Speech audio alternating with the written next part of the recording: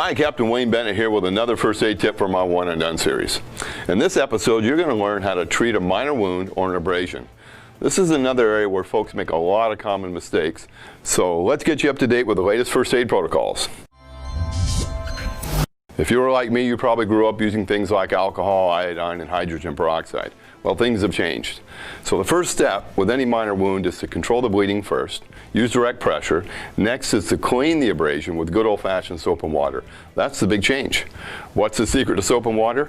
Well, it won't cause any further harm or damage to the tissue, and it cleans out and prevents infection. Water by itself would normally just run off the wound, leaving a lot of bad stuff behind. When we add soap to the water, this breaks down the surface tension of the water and allows water to get into the wound and flush out debris and bacteria. Of course, wash your hands first, then take a clean washcloth, get it nice, wet, soapy, then gently wash around the wound. If the wound is shallow, you can gently wash in the wound, but remember, don't scrub or you'll bruise the tissue. Now let's talk about those things we used to use, like hydrogen peroxide. The science has changed. Experts have now discovered these treatments cause more harm than good. Hydrogen peroxide is an oxidizer. It damages tissues in tiny blood vessels, which slows down the healing.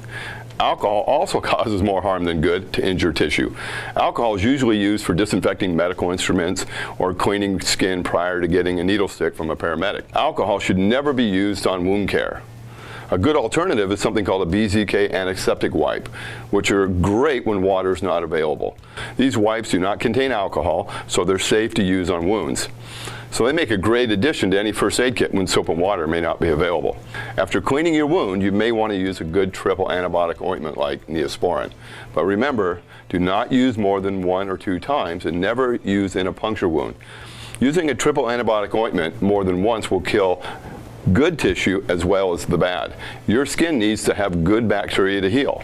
If your wound is 1/4 inch deep and 1/4 inch in length, I would seriously consider professional care. Butterfly bandages are now also discouraged because they can close in bacteria, causing a septic infection if not cleaned properly. Again, thanks for watching, and please feel free to share this video with your friends and family.